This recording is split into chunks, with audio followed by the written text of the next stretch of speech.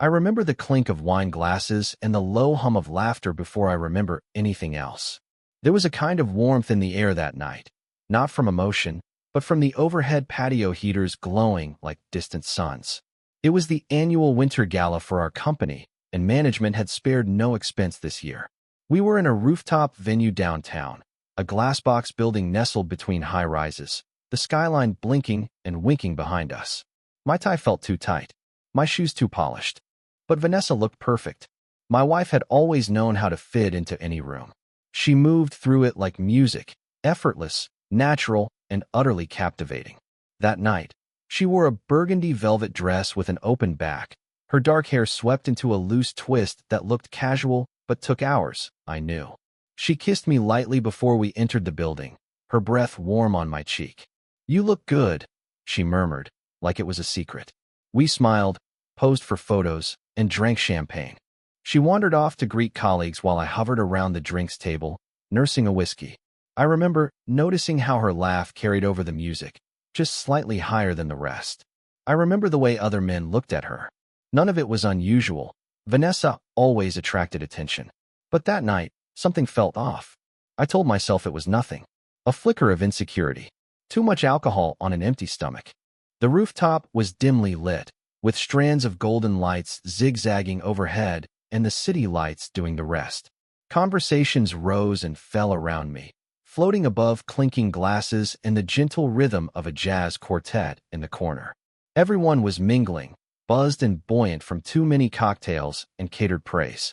I moved to the edge of the patio, resting my elbows on the railing, watching taillights blur into streams below. That's when I noticed her, not by sound, not by sight, but by a sudden drop in my stomach. Vanessa, in a dark corner near the hedge wall, where the string lights didn't quite reach, she was leaning in, too close, far too close, to a man in a navy blue blazer. I couldn't make out his face. He was taller than me, leaner. Her hand was on his chest, and his was around her waist. They kissed. Not the brief, friendly kind you give a colleague or old friend. Not a peck. It was slow, lingering, intimate. I didn't breathe. The world kept moving around me like a carousel. Music playing, people laughing, glass breaking somewhere nearby. But I stood frozen at the edge of the world.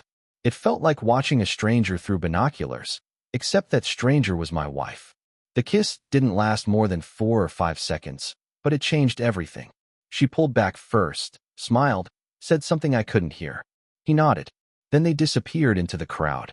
I stayed where I was, still staring at the shadowy hedge like it could replay the scene if I looked hard enough. My heart wasn't pounding, not yet. It was hollow, stunned, like it had been knocked out of rhythm. I didn't confront her. Not then. I wasn't ready.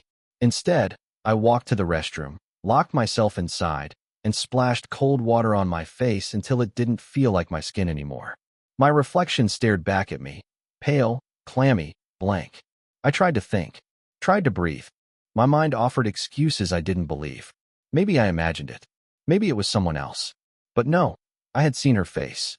I had seen her lips. When I finally emerged, Vanessa was back near the dance floor, laughing with the CFO and his wife. Her eyes found me quickly. They always did. And she smiled like nothing had happened. I forced a smile in return, robotic, mechanical. She made her way over, linking her arm through mine. "Where'd you disappear to?" she asked, placing a kiss on my cheek. "Restroom," I replied. My voice felt strange in my throat. "You? Oh, just catching up with people," she said. "Everyone's here tonight, huh?"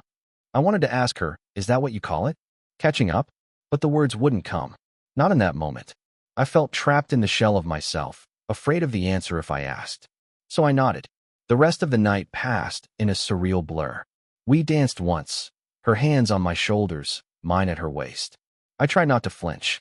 I tried not to think about where his hands had been just minutes before. Her perfume filled my nose. The same scent she wore on our wedding day. The same one she wore the night we lost our first pregnancy, and she sobbed into my arms until morning. Everything felt tainted now. When the night ended, we rode the elevator down in silence. I stared at the glowing numbers while she scrolled through her phone.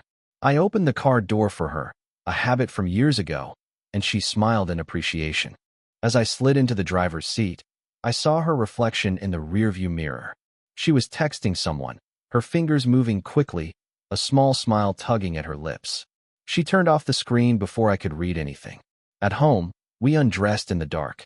I lay beside her in bed, staring at the ceiling while she fell asleep in minutes.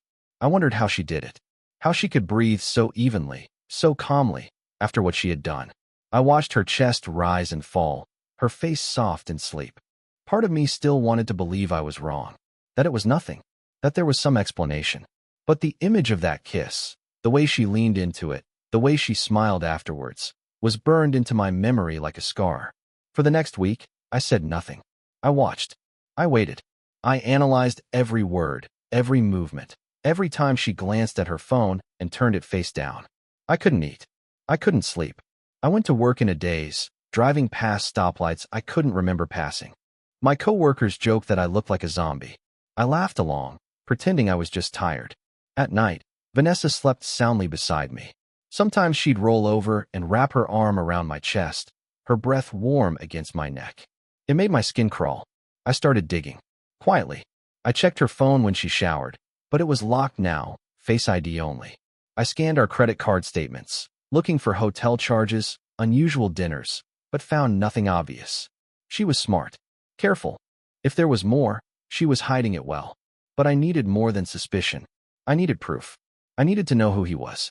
That man in the navy blue blazer. That man who had taken something from me that night and walked away smiling. One morning, after she left for work, I drove to the office and opened the event gallery from the party. The company had hired a professional photographer who uploaded hundreds of candid shots online. I clicked through them methodically, scanning faces, watching shadows. And then I saw it. A frame near the end. Vanessa, standing by the hedge wall, laughing, her hand on someone's chest. The man was half-turned, but it was enough. I recognized him, and my stomach dropped. It was Brian. Brian Foster. My boss. The regional director. Married. 2 kids. His office just 3 doors down from mine. The cliff I'd been clinging to finally gave way. My wife was having an affair with my boss. And now I knew. I didn't sleep that night. The image of Vanessa laughing with Brian, hand on his chest, eyes sparkling, looped behind my eyes like a film reel, I couldn't stop. There was something so practiced about it, so polished. The way she tilted her head, the way her fingers curled ever so slightly around his lapel. It wasn't a first-time flirtation. It was familiarity, a ritual. The next morning, I stared at my reflection, seeing someone I barely recognized. Pale skin, red-rimmed eyes. I looked like a man standing at the edge of something irreversible. I skipped shaving, threw on whatever clothes didn't smell like sleep. Vanessa had already left by the time I came downstairs. Her coffee mug sat in the sink, still warm. I stood there, watching the last of the steam rise from the ceramic, and felt the strange hollowness again. At work, I moved like a shadow. I saw Brian in passing, laughing with the marketing team, hand on someone's shoulder. That same hand that had curled around my wife's waist in the dark. He didn't look at me. Or maybe he did, and I just didn't see it. My pulse pounded in my ears all morning, muffling every word around me. I went through the motions, answered emails, reviewed documents, but I couldn't concentrate. Every click of my mouse felt like a countdown. By noon, I knew I had to leave. I told my assistant I wasn't feeling well and headed home, driving on autopilot. I didn't even realize where I was going until I pulled into the parking lot of a local electronics store. I walked out with 2 micro cameras, a signal detector, and an external hard drive. By that evening, I had installed 1 camera behind the bookshelf in our bedroom, tucked low, camouflaged with some books we hadn't touched in years. The second went in the hallway outside our bathroom, angled just enough to catch the hallway and our bedroom door. I told myself it was for clarity, for evidence. I didn't know what I expected to catch. Vanessa wasn't reckless. I doubted she'd ever bring him into our home. But still, I needed a starting point. The next week passed like a fever dream. Vanessa's routine didn't change. She left at 8:15 each morning, returned by 6:30 most nights. She made dinner twice, ordered out 3 times. She was affectionate, playful even. We watched a movie one night, shoulder to shoulder on the couch. She laughed at the jokes, leaned her head on my shoulder. I tried not to recoil. Twice, she suggested intimacy. I deflected, citing work stress. She didn't press. Instead, she curled up beside me at night like nothing was wrong. like she hadn't kissed another man under string lights while I sipped whiskey feet away. I reviewed the footage every night after she went to bed. Nothing. She took showers, brushed her hair, changed into pajamas. No second phone. No secret calls. No strange visitors. I started to doubt myself. Maybe it was just a kiss. A moment of drunken lapse. A misstep. But then Thursday arrived. She came home late. Not unusual on its own. Vanessa often stayed late when the firm had deadlines. But this time, her cheeks were flushed. Her hair slightly undone. Lipstick a touch smudged. She breezed in, kissed me lightly, and headed straight to the bathroom. Long day? I asked, trying to keep my voice neutral. She called out through the door. Yeah. Brian asked the team to stay and review proposals. I think he's losing it. That name again. Brian. So casually mentioned. Like it didn't churn my stomach. I nodded to no one and turned back to my laptop. Later that night, as she slept beside me, I retrieved the hallway camera footage. My fingers trembled as I inserted the microSD card. I scrubbed through the hours until I reached 8:53 p.m. the moment she returned home. There, in black and white grainy video, I saw her walk down the hall. She paused before entering the bathroom, lifted her shirt slightly, and from the waistband of her skirt, pulled out a phone. A second phone. She didn't take it into the bathroom. She walked to our bedroom, just out of view, and I heard the soft creak of the vent cover under the windowsill. A place we never used. A place no one would think to look.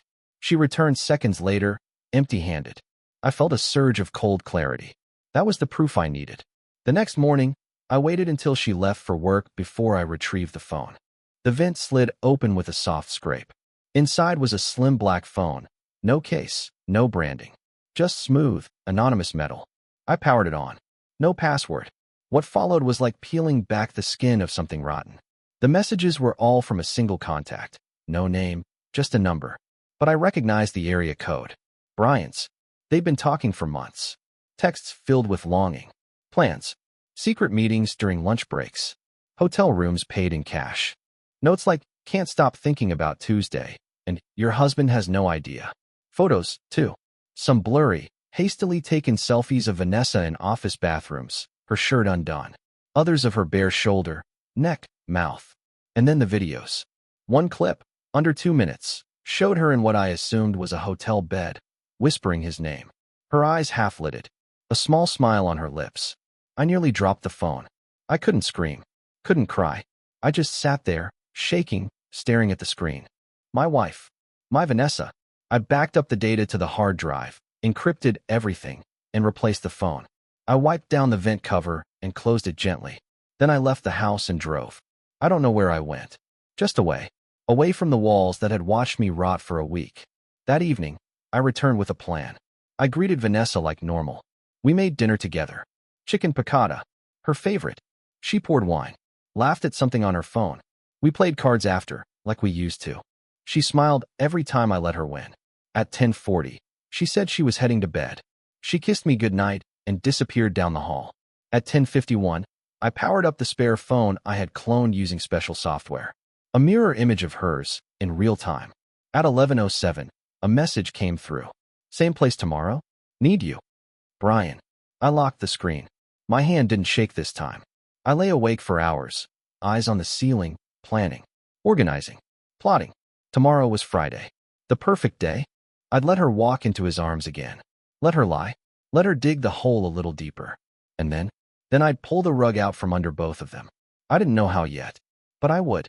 The pieces were moving, and I was done playing the fool. Friday morning arrived like a quiet storm. There was no tremble in the air, no sudden change in the light. Yet I knew. Today was the day. Vanessa moved through the house with her usual grace, humming lightly as she filled the coffee pot. She wore a navy blouse tucked into high-waisted pants, hair down in soft waves that brushed her shoulders. Professional. Polished. Perfect for the office, or the hotel room she'd likely end up in before noon. I sat at the kitchen table pretending to scroll through emails, watching her from behind the screen. She smiled at me. You sleeping better? She asked, pouring 2 cups of coffee. I nodded. A little. She placed the mug beside me and brushed my shoulder with her hand. Good. You seem tense lately. I managed to smile. Just work. She leaned down and kissed my cheek. Me too. Deadline week. I'll be home late again. Right. Late. I said nothing. She left shortly after, the sound of her heels clicking down the front steps, fading like a heartbeat. I gave her a 10-minute head start, then went to the vent. The burner phone was still there, still warm from use. I slipped it into my pocket and made the call I had rehearsed 100 times. Detective Marsh, please.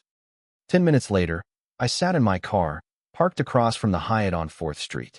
It was the same hotel from several of the messages, the one they used when discretion mattered. I'd found the receipts in her photo album app. She was careful, but not careful enough. From the parking lot, I had a clear view of the side entrance. The clock on the dash read 10:41 a.m. I waited. At 11:03, a silver Lexus pulled up. Brian stepped out, checked his phone, then disappeared inside. At 11:16, Vanessa arrived. She wore sunglasses now, though the sun was tucked behind clouds. She looked around, not nervously, but knowingly, like someone who'd done this before. Confident. Practiced. She entered through the same door. I exhaled slowly. My hand hovered over the small camera in my passenger seat. But no, not yet. I wasn't here for voyeurism. I was here for leverage. Back home, I connected the burner phone to my laptop and synced the new messages. It was all there. His room number, the time, the phrasing that made me ill. Can't wait to taste you again. I told them I was at a leadership seminar. They bought it. Don't leave lipstick on me this time. Almost got caught yesterday. I scrolled, heart hollow. Then I opened the app that mirrored her original phone, the one she actually used in public. Nothing. Work emails. Group texts from moms at James's preschool. Grocery lists. She was living two lives, and both were disturbingly seamless. I backed up everything, again. Hard drives. USBs. Cloud storage. I encrypted every file, labeled them plainly. Vanessa_Foster_affair, evidence package. Then I printed the photo. Just one. The one from the party. The kiss in the corner, dim but unmistakable. Her hand on his chest. His on her hip. That moment. Frozen. I placed it in a manila envelope along with a copy of the text exchange and slid it into my briefcase. The next stop was my office. I didn't often feel rage in my life. Not true rage. But when I walked past Brian's assistant and into his office, it sat beneath my skin like electricity. He looked up from his desk, mid-call, and smiled. Give me a sec, just reviewing Q3 projections, he began. I held up a hand and placed the envelope on his desk. He froze. What's this? You'll want to open it when you're alone, I said quietly. Preferably today. His smile didn't reach his eyes now. Is this a joke? No joke, I said. But if you think it is, go ahead and open it now. He stared at me for a beat too long. I'll call you back, he muttered into the phone, then hung up. I turned to leave. Hey, he called after me. I stopped in the doorway but didn't turn. If you go to HR. I haven't gone to HR, I said. Yet. I walked away, heart pounding. Back at my desk, I stared at the clock, waiting. 1 hour later, he left the building. Another hour, and Vanessa called me. Hey, weird question, she said, voice casual. Did you talk to Brian today? I paused. Yeah. I dropped off a report. Why? Just wondering, she said, then added, he left early. Some kind of emergency. Strange, I murmured. Hope everything's okay. She was quiet for a second. You sure that's all it was? She asked. I let the silence stretch before replying. Vanessa, I said, keeping my voice steady. You know you can tell me anything, right? There was a beat of silence.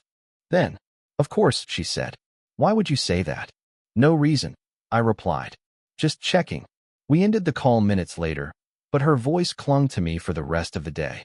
By evening, I had another piece of the puzzle. My phone buzzed with an unknown number. I answered.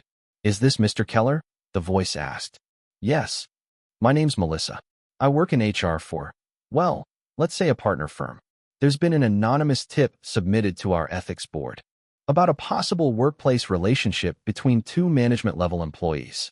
I was told you might be able to confirm some of the contents. I closed my eyes. So Brian made the first move. I'm not sure I can help, I said carefully, but I'm happy to speak to someone in person if needed.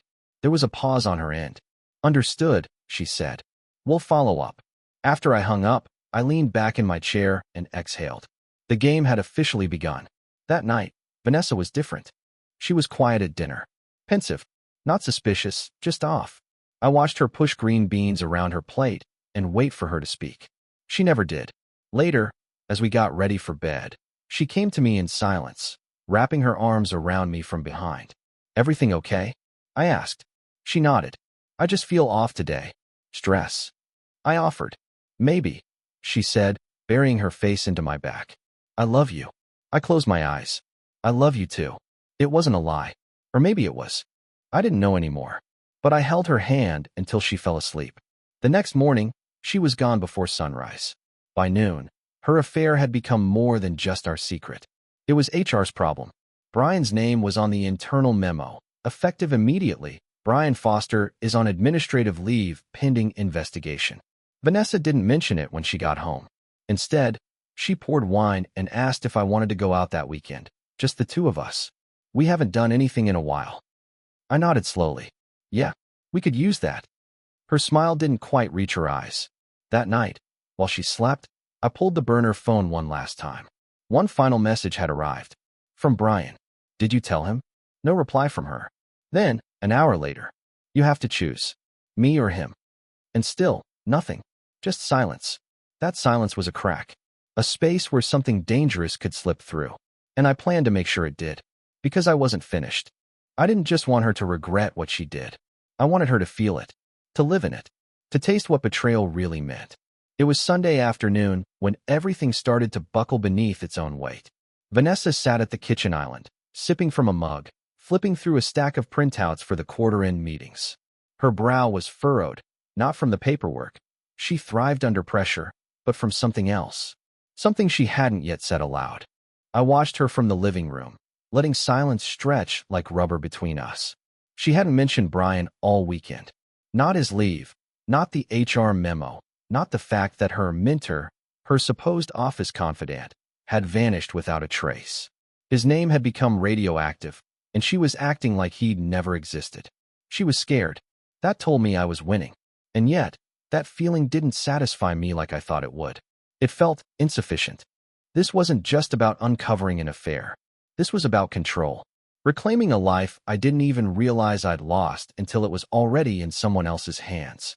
I waited until she left for a pedicure appointment around 1 p.m., then moved quickly. I opened the safe in the back of my closet, removed the hard drive, and connected it to my laptop. I pulled up the evidence folder again, messages, photos, timestamped call logs. Then I added something new. A note. This is what your wife's been doing behind your back. This is who she chose. I addressed the envelope to Brian's wife, Rachel Foster. I'd found her personal address through a digital footprint he hadn't thought to hide. Suburban. Comfortable. Children's names in the mailbox decal. I didn't hesitate. I mailed it that afternoon. After that, I sat in my car in the grocery store parking lot, hands on the steering wheel, watching a crow hop between the lines of painted asphalt. I thought about what Vanessa would do when Rachel confronted Brian. When the affair spilled into the pristine world she had so carefully curated. What would she say? How would she justify it? I wondered if she'd cry, if she'd scream, if she'd lie, or if she'd turn that cold calm I'd seen before, the one she used in boardrooms when plans fell apart, inward, to protect herself. By Monday, the fallout began. I came home from work to find her pacing the kitchen, phone in hand, fingers gripping the edge of the counter like it was the only thing keeping her grounded. She didn't notice me at first. I stepped into the room. She turned, startled. Hey, she said, trying to steady her voice. We need to talk. My heart beat once, loudly, before I replied. About what? Her eyes searched mine. Something's going on at work. HR. It's about Brian. I tilted my head. Yeah, I saw the memo. She nodded slowly. There's a rumor that he was involved with someone. At the company. I kept my face blank. That true? She hesitated. They're saying it might have been me. There it was. My silence became a mirror. She didn't like what she saw in it. Did you say something? She asked carefully. To who? I don't know, she said quickly. To anyone. Someone must have told them. They have messages. I paused. Messages? Her face cracked for a split second, panic flickering through the composure. I deleted everything, she whispered. I thought. Brian told me he wiped everything. You and Brian? I said softly. She froze. My voice didn't rise. So it's true. The room shrank around us. The only sound was the low hum of the refrigerator. I didn't mean for it to happen, she said, her voice splintering. Then why did it? She opened her mouth, then closed it. Look down. I don't know, she said finally. It just started. We were working late one night, and he kissed me. I thought it would be a mistake. I didn't plan to keep going. But then, we didn't stop. I studied her face, trying to find the woman I married beneath the trembling. How long? I asked. 6 months. I felt that number like a blade under the ribs. I nodded once. Just once. I ended it, she added quickly. Weeks ago, before the party, I told him we had to stop. I thought back to that kiss behind the hedge wall, the one that ignited all of this, and how wrong she was. No, I said. You didn't. Her eyes darted to mine. I saw you, I said simply. At the party. And the bottom dropped out of her expression. Oh God, she breathed. I saw you kiss him, I said. I saw everything. Her knees buckled slightly. She braced herself against the counter. Why didn't you say anything? Why didn't you? I snapped. I wanted to pretend it hadn't happened, she whispered. I thought if I buried it, if I just moved on, you wouldn't know. I wanted to fix it without destroying us. My laugh came hollow and humorless. You wanted to fix it by hiding it. Tears welled in her eyes now. Real ones. I love you. I didn't want to lose you. You didn't love me when you went to him, I said. You loved the attention, the thrill, maybe the power. I made a mistake. You made a series of choices. She stepped toward me. Please, just talk to me. We can get through this. We have before. No, I said. We haven't. Because I never knew there was a this before. I left the room before she could follow me. That night, I slept in the guest room. She didn't knock. By Tuesday morning, word had spread. Brian's wife had filed for divorce. His picture disappeared from the company website. The internal investigation expanded. And Vanessa? She was called into a meeting with HR. She didn't come home that night. No message. No call. The next morning, she returned.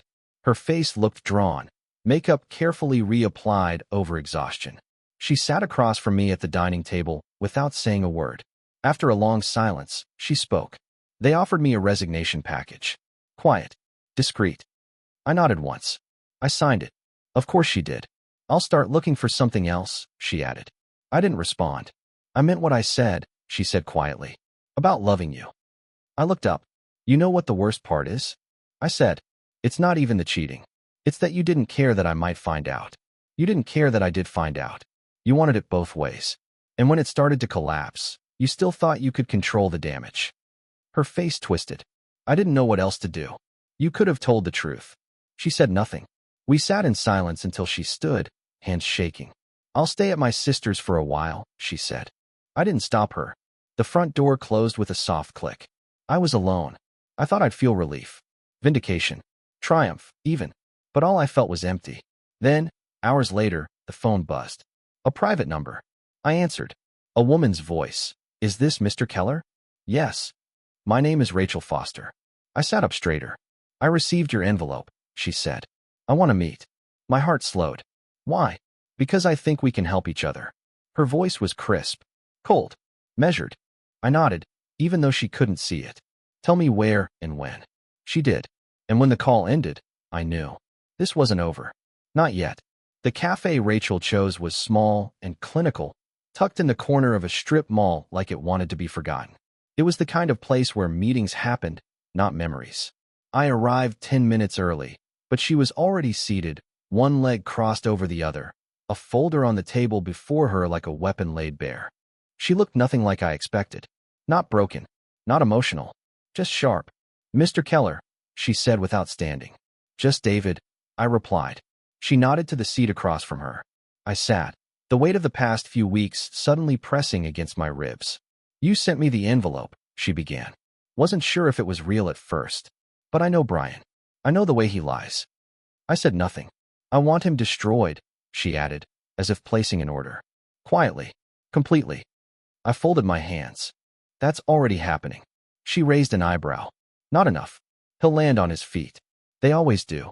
That's why I'm here. What are you asking me for? She opened the folder. Inside were copies of contracts, transaction logs, even internal emails from his work inbox.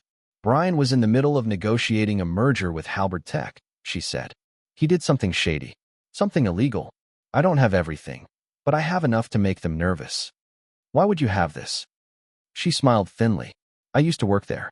I know where the bones are buried. He got arrogant. He thought I stopped paying attention. I leaned forward. So you want to go after him professionally? No, she said. I want to make sure he loses everything. His job, his money, his leverage. I want to bankrupt his reputation. My throat tightened. And Vanessa? I asked. Rachel's eyes sharpened. What about her? Do you want revenge on her too? She tilted her head. That depends. Do you? The question hung between us, open-ended and dangerous. I did, I said. For a long time. I planned every detail. I wanted her to hurt, to feel humiliated. And now, I don't know. Rachel didn't look surprised. She leaned back in her chair, appraising me. Here's what I propose, she said. You take what I give you, feed it to your company's legal team anonymously. The merger will implode. Brian's career will go with it. His assets will get tied up in litigation. And the board will blackball him out of sheer self-preservation. I nodded slowly. And you? I file for divorce. I take what's mine. I walk away clean. And Vanessa? She's not my concern, Rachel said. But you should decide if she's still yours.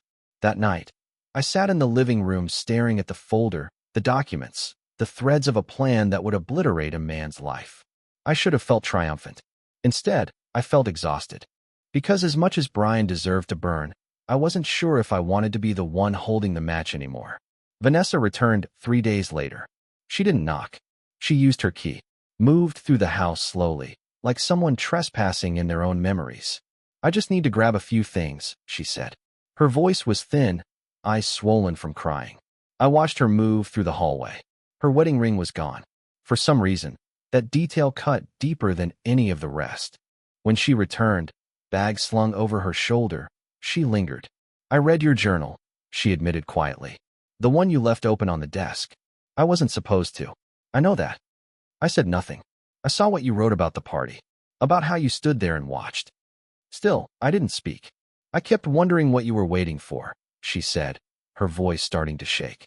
Why you didn't scream, or walk away, or confront me. She wiped her eyes. And now I know. You were giving me a chance. To stop. That hit like a hammer. I looked at her then, really looked.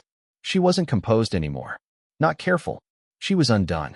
I don't know who I am anymore, she said. But I know I broke the one thing that ever felt real. My throat tightened.